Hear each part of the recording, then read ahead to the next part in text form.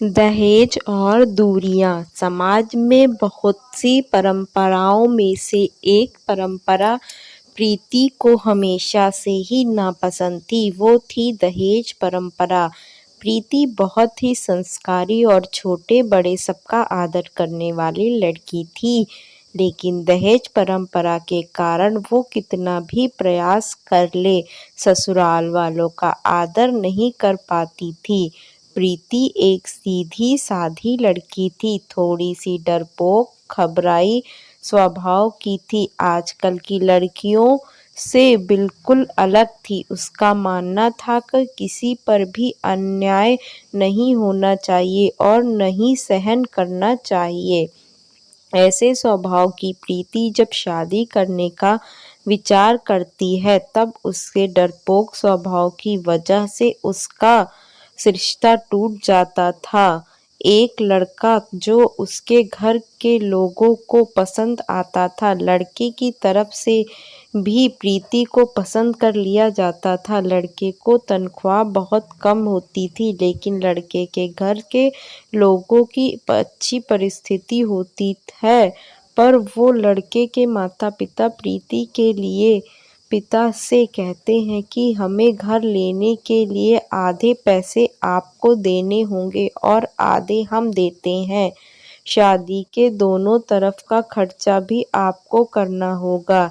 ऐसी शर्त रखकर शादी पक्की करते हैं। प्रीति के सुख के लिए उसके पिता कर्ज लेने के लिए बहुत प्रयास करते हैं, लेकिन प्रीति की होने वाली सास का प्रीति को बार बार फोन आते हैं। सिर्फ शादी तय कर ली, बाकी की जो बातें पक्की की थी उसका क्या, उनको दहेज हाथ में चाहिए था।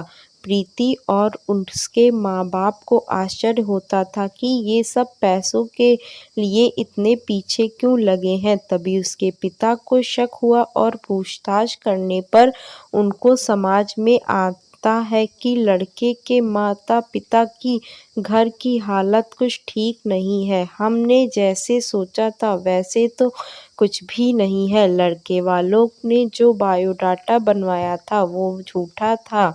लड़के को तो तनख्वाह है ही नहीं। लड़के के पिता जैसे तैसे काम करके घर का खर्चा चलाते थे। ये सब मालूम होने पर क्या करूं, ये उनको समझ में नहीं आ रहा था, क्योंकि शादी तोड़ नहीं सकते, सगाई हो चुकी थी और अब शादी तोड़ी तो समाज में बदनामी होगी और फिर से लड़की की शादी नहीं होगी। इस डर से उन्होंने भी शादी तोड़ने का विचार मन से निकाल दिया और उसमें सकारात्मक बाजू देकर, जैसे लड़का होशियार है तो वह जिंदगी में भागदौड़ करके जिंदगी में अच्छी नौकरी पा ही लेगा और लड़की को सुखी रखेगा। जो हमने आधे पैसे फ्लैट के लिए दिए हैं वह लड़की को ही मिलेंगे।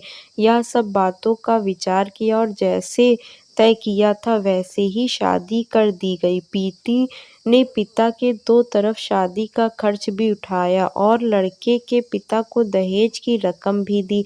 शादी होने के बाद लड़का होशियार होने के कारण उसे अच्छी नौकरी मिली। जब फ्लैट लेने की बात आई तो प्रीति के ससुराल वालों ने उन्हें पूरी रकम देने से बजाय 20 लाख से बजाय 5 लाख ही दिए। खुद से पास से तो दूसरे पिता ने दिए हुए पूरे पैसे भी उन्हें दिए नहीं और घर आने तक प्रीति के पिताजी ने दिए हुए पैसों का ब्याज भी खुद के पास रखा।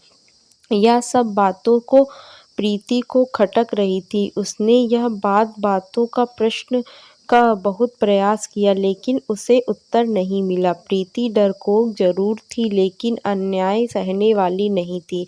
उसने हर समय सवाल और जवाब का हिसाब मिलने की अपेक्षा न होने के कारण उसे ससुराल वालों के लिए जरा सा भी आदर उसके मन में नहीं था। जैसे तैसे समय बीता, वैसे वैसे उसने अपने ससुराल वालों से संबंध तोड़ दिए। वह घर आते तब वो उनके अच्छे से बर्ताव करती थी, लेकिन कभी भी मन से उनका कुछ भी काम नहीं करती और वहाँ जब गांव में रहते थे तब कुछ भी होता था तो वह पूछना तक जरूरी नहीं समझती थी, पर उसके ससुराल वालों को इसका कोई फर्क नहीं पड़ता था।